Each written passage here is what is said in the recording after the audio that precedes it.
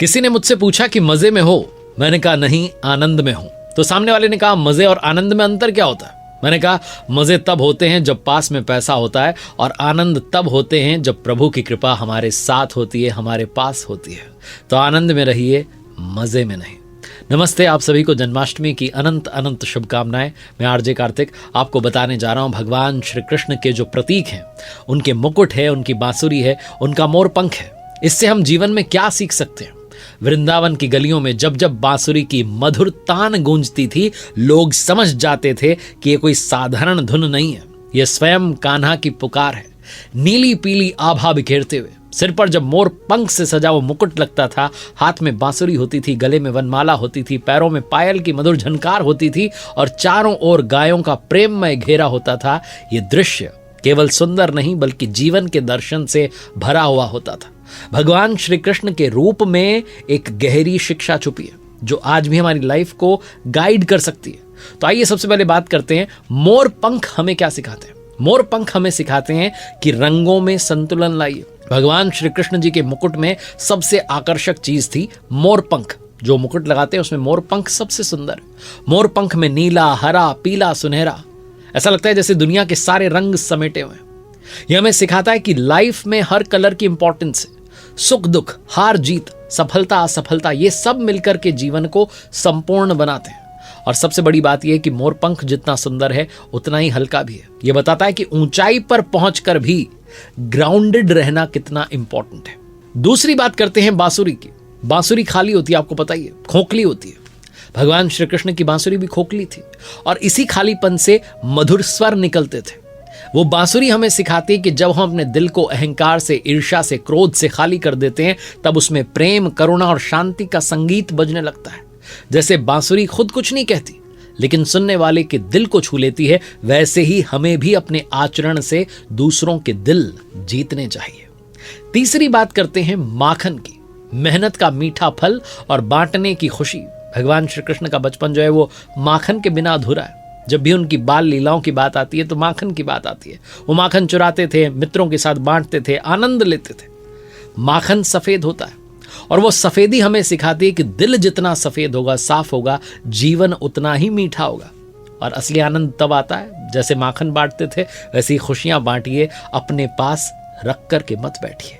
चौथी बात करते हैं भगवान श्री कृष्ण के मुकुट की। जो बाकी के राजा है वो सोने चांदी के मुकुट जो है वो पहनते थे, बड़े भारी भारी मुकुट होते थे। भगवान श्री कृष्ण का जो मुकुट है वो बड़ा हल्का, हल्के आभूषणों से बना हुआ। ये बताता है कि असली जो लीडरशिप है, जो नेतृत्व है, वो सेवा भाव में है, ना कि अहंकार में है।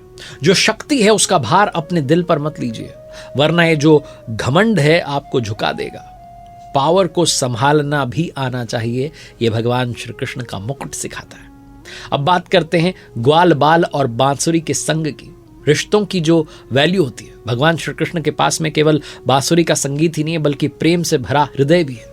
ग्वाल बाल, गोपियां, राधा जी, इनके साथ जो उनका रिलेशन है वो सिखाता है कि ताकत से, धन से बढ़कर जो सबसे बड़ी चीज है दुनिया में, वो रिश्ते निभाना है और दिल जीतना है।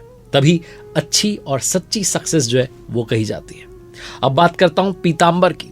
सकारात्मकता का और ज्ञान का सिंबल होता है। भगवान श्री कृष्ण हमेशा पीले वस्त्र यानी पीतांबर पहनते थे। पीला रंग ऊर्जा का, उत्साह का, ज्ञान का प्रतीक कहा जाता है। हमें सिखाता है कि चाहे जैसी सिचुएशन हो, हमें अपने चारों ओर पॉजिटिविटी जो है फैलानी चाहिए ताकि दूसरों का जो कॉन्फिडेंस है वो बढ़े। अब बात करते हैं गायों की और बछड़ों की।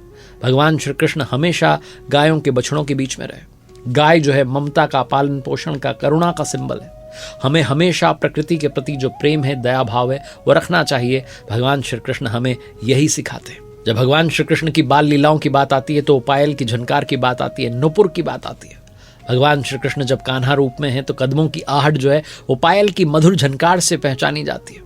हमें बताता है ये कि हमारी जो प्रेजेंस है, हमारी उपस्थिति है, वो लोगों के लिए सुखद होनी चाहिए, प्रेरणादायक होनी चाहिए, आनंददायक होनी चाहिए, ना कि भय और नेगेटिविटी फैलाने वाली। जब आप कहीं जाएं तो लोग कहें कि देखो आ गया, मुस्कुरा करके आपका स्वागत करें। ऐसा ना हो कि आपके जाने पर किसी का चेहरा उतर जाए। जिस तरीके से कान्हा जी के कदम जो है प्रसन्नता का संकेत देते हैं, वैसे ही हमारे कर्म और शब्द भी लोगों के बीच में प्रसन्नता लाने वाले होने चाहिए।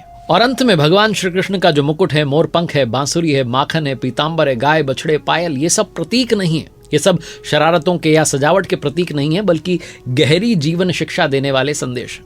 इन शिक्षाओं को, इन मैसेजेस को अपनी लाइफ में फॉलो कीजिए, जीवन बदलना प्रारंभ हो जाएगा। भगवान कहते हैं ना कि तू वो करता है जो तू चाहता है, फिर वो होता है जो मैं चाहता हूँ। इसलिए तू वो कर जो मैं चाहता हूँ, फिर वो होगा जो तू चाहता है। भगवान के संदेश को फॉलो कीजिए, उनकी बातों को मानना शुरू कीजिए, एक कदम अपनी ओर से बढ़ाना शुरू कीजिए। प्रभु अपने आप आपको अपने पास बुला लेंगे। आपके जीवन में प्रसन्नता ही प्रसन्नता होगी। जय श्री कृष्ण। प्रभु कृपा बनी रहे। और मेरी ओर से आखिरी संदेश सभी के लिए यही है कि जब भी संभव हो अपनी ओर से प्रतिदिन प्रयास कीजिए श्रीमद् भगवद गीता का पाठ करने का।